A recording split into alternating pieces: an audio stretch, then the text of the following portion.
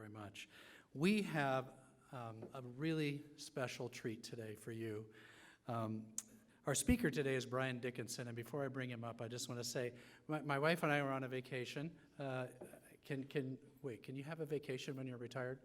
I think you can. We were on vacation and out of the state, and we went into Barnes & Noble because I knew Brian was going to speak, and he had written a book, and I wanted to get it. And so we went in, and we asked at Barnes & Noble if they had the book, and they directed us to the section, and we went to the section and walked over, and they only had one book left. So we got it and started to read it, and couldn't put it down, just finished it a little bit ago, and I highly recommend it. Brian Dickinson. Brian served for 6 years as a U.S. Navy air rescue swimmer before he moved to the Pacific Northwest and got his MBA. And then he started pursuing his passion for extreme sports and mountain climbing, which you're probably going to hear a little bit about today. He has climbed in expeditions on the highest peaks on each of the 7 continents. So has anybody else done that? No? Okay. Including Mount Everest, with a large number of climbs, of course, right there in his backyard in the Cascade Mountains near his home. He uses his climbs to raise money for charity and as an opportunity to share his faith, which I think you'll hear today, with people all around the world. Brian and his wife Joanna and their children Jordan and Emily live in Snoqualmie, Washington. And as I said, he is the author of a book, and that book is titled Blind Descent: Surviving Alone and Blind on Mount Everest. Please give a warm welcome to Brian Dickinson.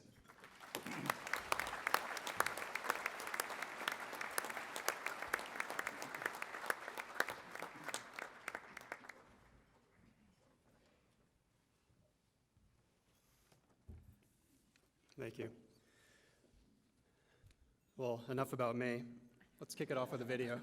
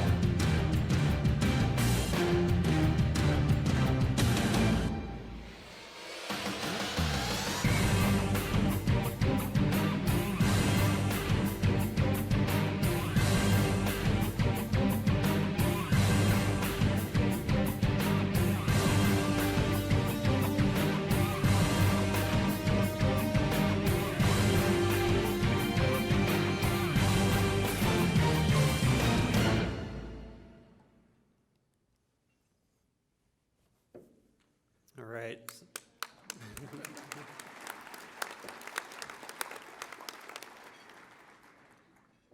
So think about a time in your life when you were going through something so difficult, so hard, and you tried so hard to do it on your own, and you just reached that point where you couldn't.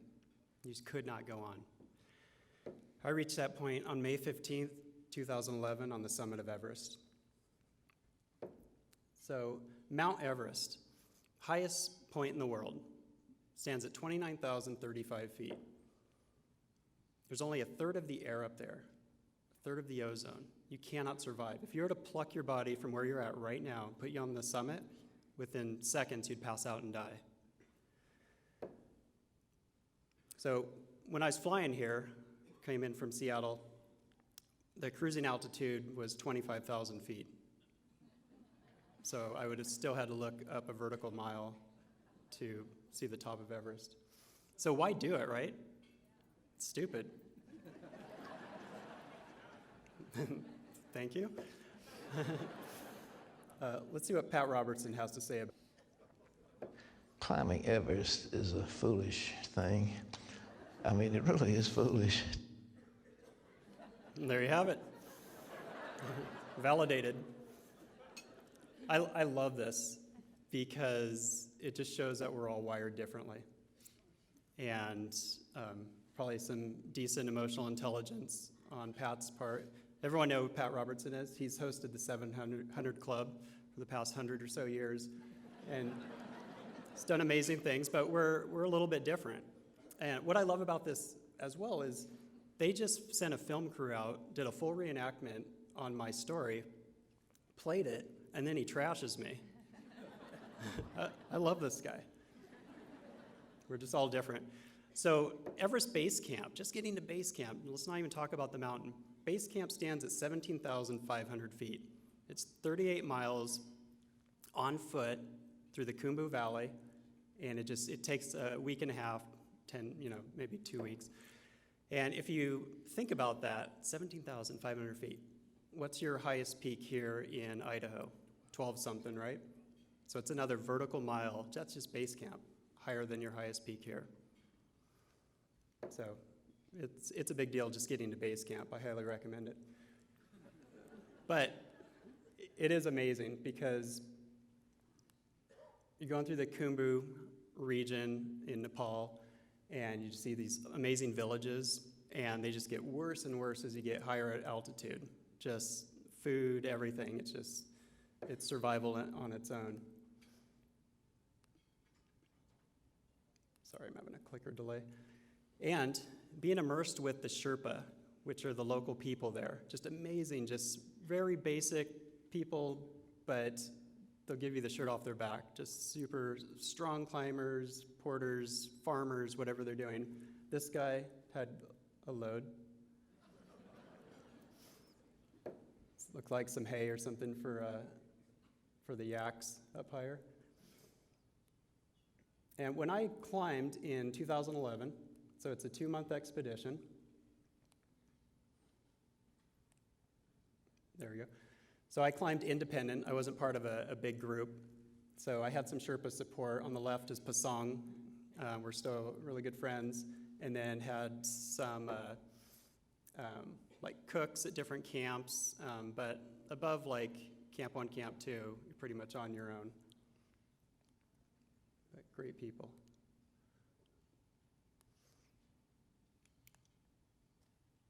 Okay, so let's go ahead and do a virtual tour of Everest. So sit back, don't lose your breakfast. We're gonna roll, I promise. There we go. Okay, so, thank you. Out of base camp, the first major obstacle and arguably the most dangerous area on the mountain is the Khumbu Icefall. It is a couple miles of river of flowing ice. These are building-sized blocks called seracs that are falling all the time. Every time I went through there, 8 times, we'd have to be rerouted. And this is where you see a lot of the ladders, those aluminum ladders that are like tied together. Get to Camp 1 at 19,000 feet, pretty cool views up there. Go through the western Khum, which is Kuma's a valley. It's pretty, probably the safest area on the mountain, except for this one spot I'll show you later. Up to Camp 2 at 21,000 feet, and then you reach the base of Lhotse. Lhotse is the fourth highest mountain in the world. You climb up Lhotse to get to the high camp on Everest. And halfway up that is Camp 3 at 23,000 feet. Then move up to the Yellow Band, Geneva Spur, and then up and over to the highest camp in the world called the South Col. It's kind of this cradling area right up there in the death zone at 26,000 feet. It's so crazy up there because everything's in slow motion. If you cut your finger, it won't heal. There's just not enough air to survive up there. So you really want to limit your time if you guys ever plan to be up there. And if weather's good, you head up the mountain, hit the south summit, which is a little humiliating because then you got to actually drop back down and then climb the Hillary Step, which is really the last major obstacle, a 40-foot rock climb before reaching the summit of Everest. Boom. Bet you guys didn't think you were climbing Everest today. So, looks fun, right? Fun for some? Okay, clicker's working. All right, back at base camp. So in order to survive higher up, like I said, you can't just pluck your body from here and punch in on the top, parachute in, because you won't survive for long. So you have to acclimate. And that process is climbing high, sleeping low. And what that does is it forces you into oxygen-deprived areas. Your body responds to that, creates more red blood cells, which carry oxygen, so that you can survive higher up. So the whole process takes about a month of just climbing high, sleeping low, back to base camp. So a lot of downtime. So, mental and emotionally, spiritually, it's a really tough climb. Physically, your body can adapt to that, but I think the other is, for me, was the biggest challenge. And from base camp to the summit, there are some areas where there aren't fixed lines, but for the most part, there are fixed lines. So Sherpa guides, myself, we would set anchor points with rope, so I don't have to be attached to another climber like on other mountains. I'm attached to the mountain itself. So I'm on this rope, I have all my gear on, crampons, the spikes on my boots, my harness, multiple safety devices. If I fall or an anchor pops out, I'm only gonna fall, hopefully, to the next anchor. And here is Pasong ahead of me, moving up to Camp 1. And that's me on top of a kind of a broken ladder. So these are the cheapest ladders you could imagine. Like, you don't want to trust your life on those things, but can't carry your own ladder, so they're pretty banged up, but they work most of the time.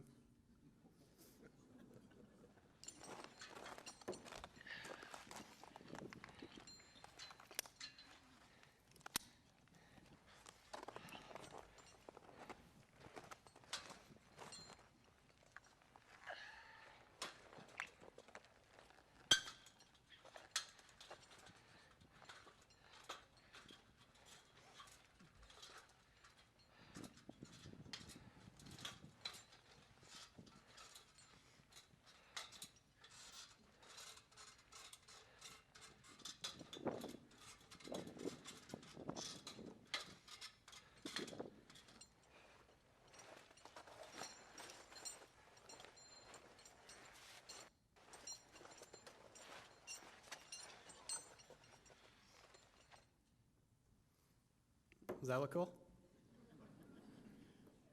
Yeah, there is nothing graceful about those ladders. Like, there's times when I'd crawl across them. I mean, by the end, I was pretty confident I could go across, but I was always I'd click in safety devices, so if I fell, hopefully I wouldn't fall like all the way through. So this is me at Camp 1, Easter Sunday, 2011. I was totally alone, put the camera down, was taking some sponsor pics. If you look behind me, that's Everest, the summit of Everest, the dark mountain in the back. It's still 2 vertical miles above Camp 1. It's a big mountain. So I mentioned there was one sketchy area on the western comb. This would be it. That's 5 ladders tied together. And there was a 15-minute walk around, which I did most of the time. I went across this once, and I stepped down and dropped a couple feet and was swinging back and forth. But I got the picture. and my wife did not approve. She's deathly scared of heights. We balance each other out well. She may not agree. But going across that, you look down, you can't see the bottom. People fall off that, and it's years, it can be 20 years before they churn out the bottom of the ice fall. So, gentle walk into Camp 2. This is about 21,000 feet. You can see got a little dusting of snow. The weather on Everest is pretty intense. It can go from negatives, and then when it clears up, in seconds later, to 90 degrees.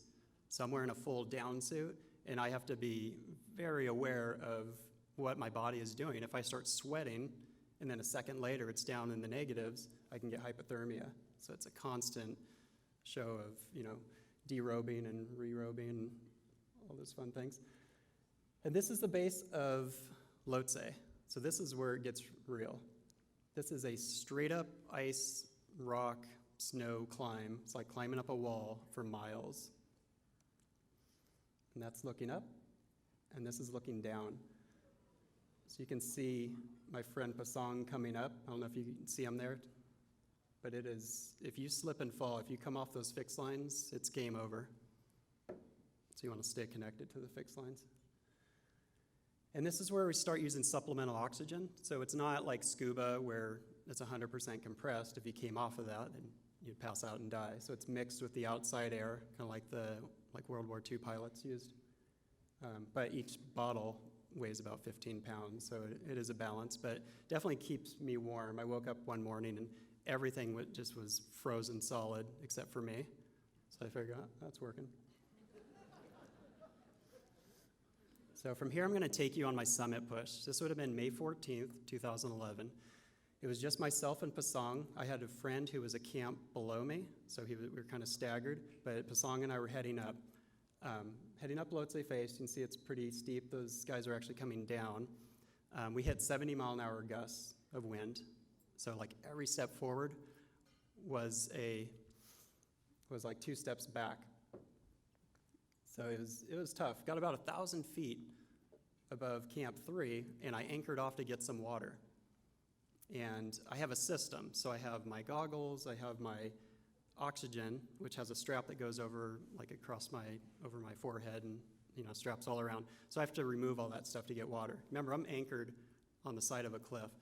So anchored in, put my goggles around my wrist, take my mask off, my foot slips out. So my reaction is to grab the line even though I'm anchored off. It's just natural. My goggles slip off my hand and they go down. So I think they're gone. And in climbing, you only carry what you need.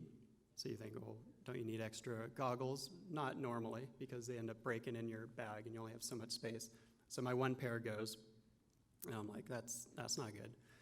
So they curve down, and then next thing I see some Sherpa down below, about 500 feet below. They're waving at me, so I'm looking down, waving at them, and they kind of motion that they got my goggles. So it's a miracle in itself. So I told Pasong, go ahead and head up to high camp. I'll meet you up there. I came off oxygen, anchored my pack. I rappel down. When I get to them, they're cracked. So goggles have 2 lenses, external, internal. The internal was cracked. So I don't know if it's when they stopped them or what the deal was, but it's what I had. So I put them on, climbed back up, and then they were freezing. So goggles in general, if you guys ski or anything, goggles freeze from the cold outside contrast to your warm breath. Well, mine were freezing between layers. So I eventually ripped the internal lens out, not realizing at the time that would cut their effectiveness in half.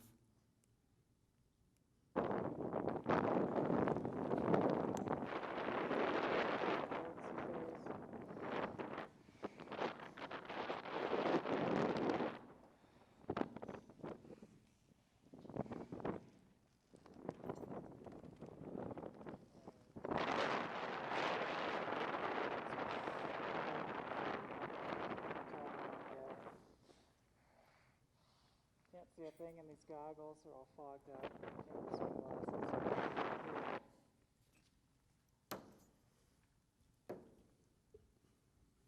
Creaky stage.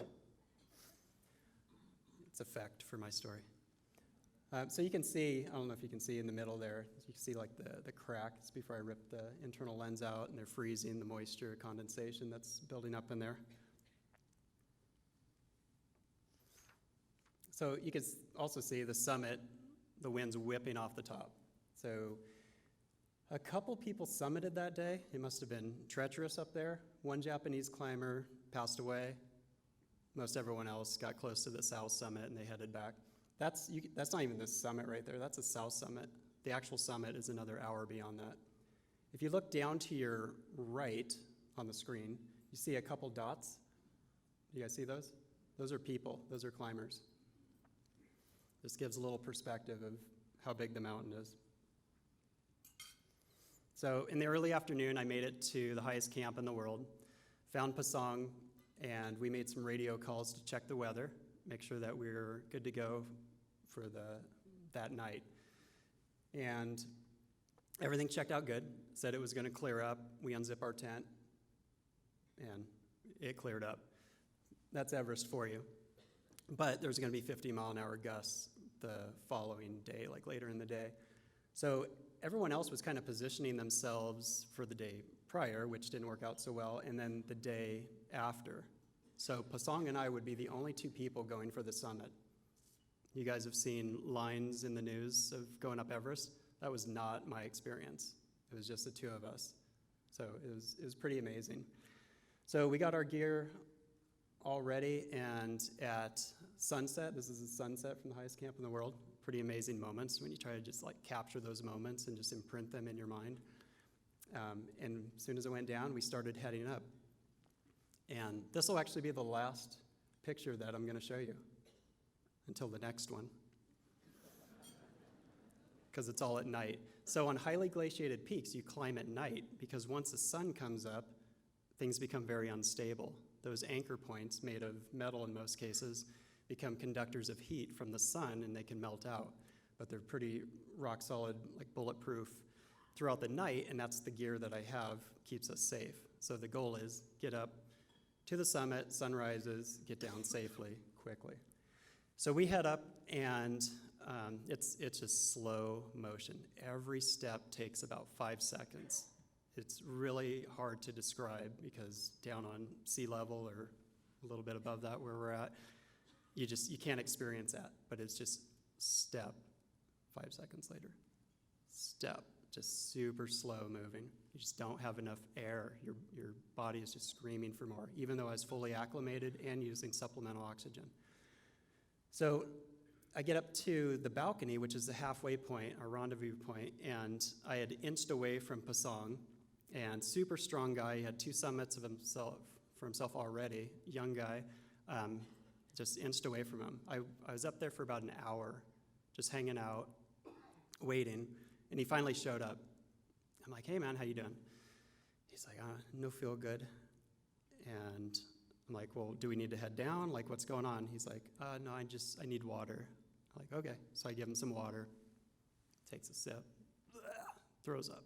I'm like, keep it. So then I'm like, but seriously, are you okay? He's like, yeah, no, I'm fine.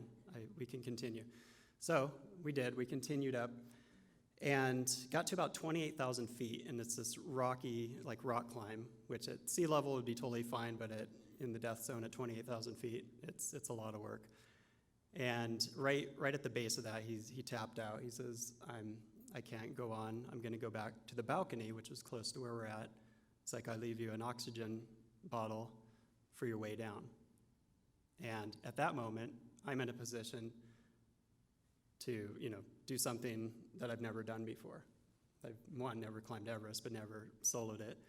But I had to weigh out all the different things in the scenario. How was I doing? I was fine. How was the weather? Weather was good. I had fixed lines, so there's a safety factor there. But most importantly, could Pasong get down by himself? He assured me that he could, and it was as simple as that. You live and die by your decisions.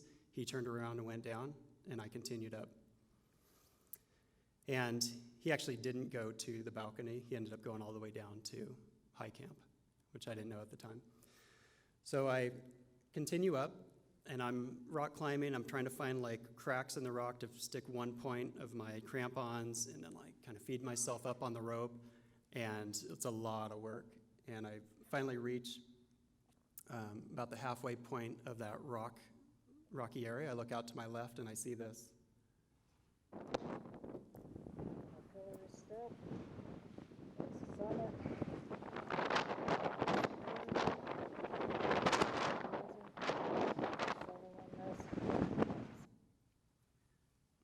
And my camera froze. So I got this back like a couple months later. But this, what you just saw there is the sun rising from the highest point in the world, casting that perfect pyramid shadow down on the Himalayas. Just an amazing moment to be the highest person in the world at that point and just like anchored off, looking out at that. In climbing, the sun rising is a major motivator. You really don't have any references of time as you're climbing, just kind of headlamp, one step in front of the other. Just seeing that just gave me that energy to continue. So I made it over the south summit and then dropped back down, humiliating, and then climbing back up Hillary Step, this 40-foot rock climb. Usually this is a point of contention because multiple people, there's a small window and you can only summit, a few days out of the year. So everyone's trying to wedge in. I was completely alone, so I just kind of bounced over that. And then the last major obstacle, you can kind of see it in the bottom of that. You can see my tracks. It's called the Cornice Traverse. So it's about 2 feet wide in an area. And on the right, it is a 2-mile drop down into Tibet. And on the left, it's a 2-mile drop into Nepal. So you have options. So slowly made my way across that one. And then I could see the true summit. And what's interesting is on the summit of Everest, the highest peaks pretty much in the world outside of the Karakoram are below you. So that's Makalu, that's the 5th highest mountain in the world.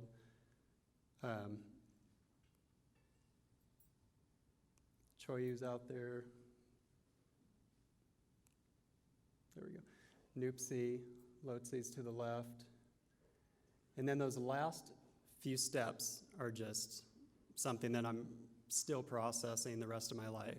When you actually truly reach the summit and be one of 2 people to actually have the summit to myself on a single day.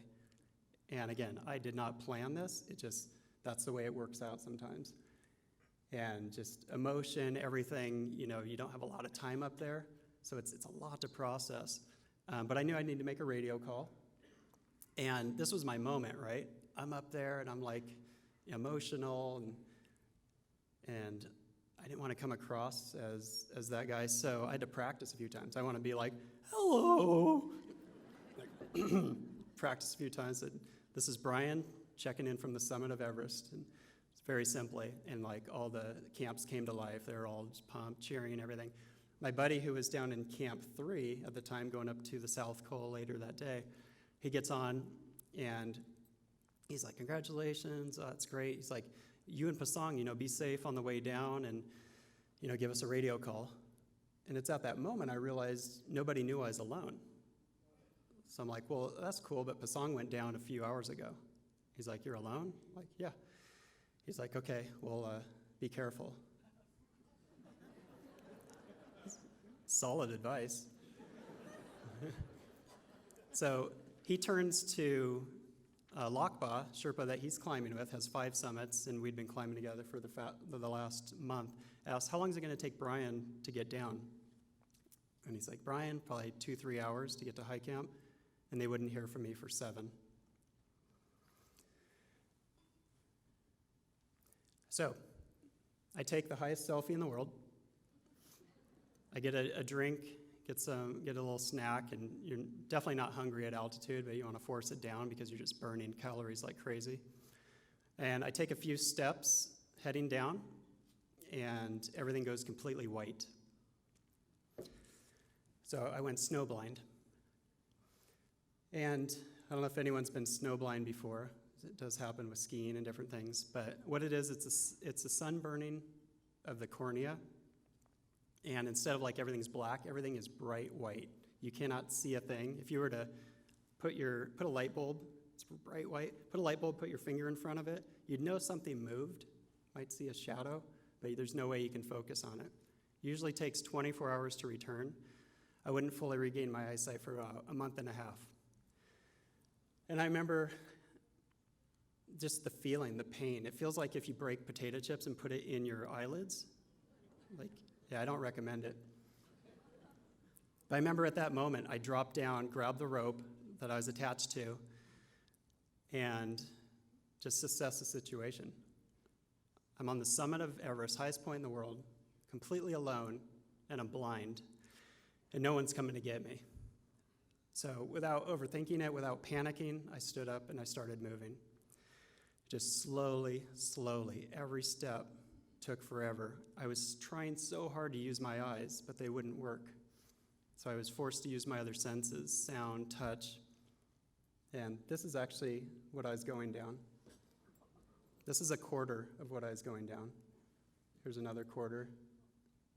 Figure double that. So I had a long journey ahead of me. My first major obstacle was that Cornice Traverse, the 2-mile drop. And at this point, I could hear the wind building, those 50-mile-an-hour gusts. And I remember hearing it, and it could launch me off the top. So I would hunker down, let it blow over me, get up, take another step. I remember just being so thirsty, I'd have to stop and figure out that whole system, get some water, and it was just taking a long time. But this whole time, I never once felt alone. I don't know how to explain it, but if you are in a room with your friend, like even right now, you close your eyes, you know we're all here. It was that same peaceful presence. I never felt alone, and I didn't overthink that. I continued moving, but I just felt kind of that peaceful presence. I made it to Hillary Step, which is challenging now. And I reversed my gear. I was going to rappel down, kind of slipped out, pendulum down, hit the rock, slid down. I remember kind of in this little flat platform, just assessing myself. Am I broken? No, I think I'm okay. So continued moving. Had to climb back up the south summit. And then I took a major fall. I was just head over heels falling. Slipped out. Things were getting warmer.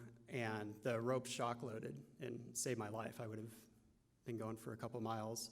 And I just remember my mask is ripped from my face, and I'm just breathing that thin air, and my heart is just racing out of my chest. I remember writing myself, and I had to calm down.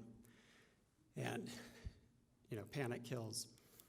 So, calmed myself down, ended up getting down to where the area where Pasong had left me the night, or a few hours, I guess, before.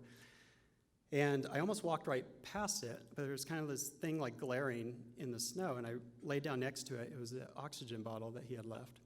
And I remember I'd be out soon, just based on, my timing. I pull the regulator off, I fumble around, get it on, and nothing, it just doesn't work. So I tried a few different things, wouldn't work. So I didn't have all day to troubleshoot. So I put my oxygen back together, started breathing. And I don't know why, but I put that other 15 pounds in my pack. I guess I didn't want to litter. And continued down. Eventually made it to where Pasong was going to be at the balcony. And he wasn't there. I called out for him, but I figured he must have went down. He had to do what he had to do. But I remember being happy at this point because I made it this far. I'm halfway there. The rest is like 20 pitches of rappel. Like, I can do this. And I start heading down, and about 10, 15 feet into it, my mask starts collapsing on my face. And I remember just ripping it from my face and trying to take a deep breath of the thin air up there, and there's nothing there. I ran out of oxygen. And at this point, I'd been climbing for about 33 hours from the day prior to this point in pretty horrendous conditions. And I dropped down at that point. At that point, I dropped to my knees and I just surrendered. And it was simple, a simple prayer. I just said, God, I can't do this alone. Please help me. At that moment, on the other side of the world, friends and family were suddenly compelled to pray for Brian. I felt, God just talking to me, saying, you need to pray for Brian, to just get up and move. Things are going to be hard, and he just has to power through. And that was sort of what I, prayed for. I just got this feeling that maybe something was wrong, and I kept praying about it. God to bring him home safe. So pretty amazing. And there's more stories, people I didn't even know that reached out after the fact, but that very moment is pretty powerful. I simply prayed, I cannot do this alone. So I reached that point and immediately felt this energy come over me. It was like somebody reached down, picked me up, and just gave me life. So the first thing I did is I tried that extra oxygen bottle, and I got a positive flow. And I remember,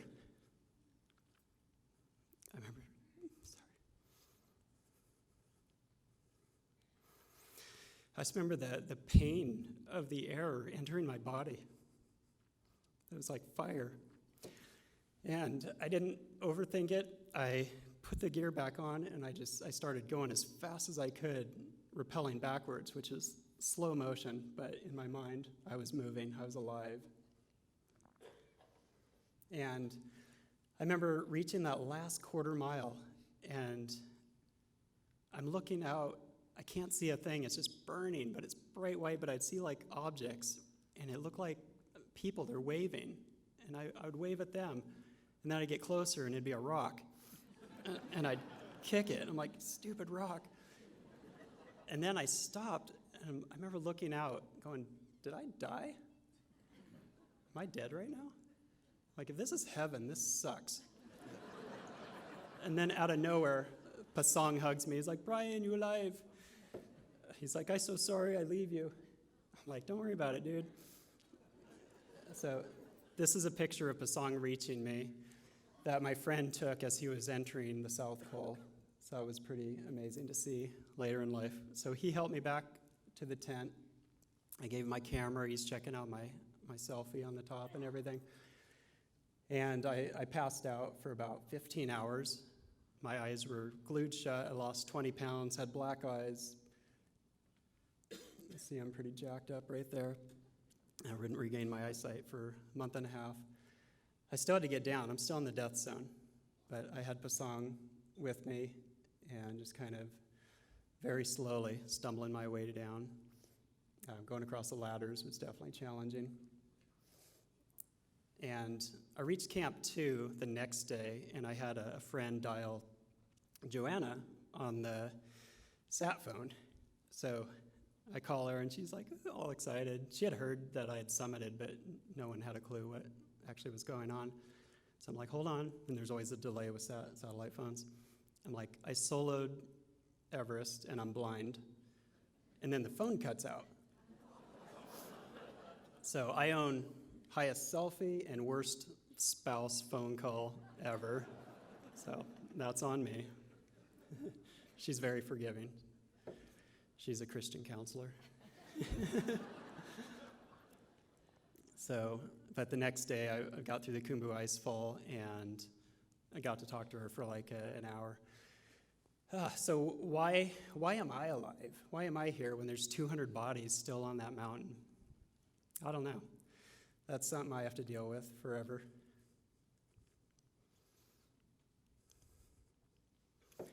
But I can tell you, it's been, 9 years? I think it really comes down to two things. It came down to faith and focus. Focus is ironic because I couldn't see a thing, but I knew what I had to do to stay alive. I'm relatively intelligent. I knew there was a high chance, 99 point whatever, that I was not going to survive. So I had to figure out a reason to take one more step. And faith. I reached that point. I couldn't do it anymore. I surrendered to God. I witnessed a miracle. Thank you.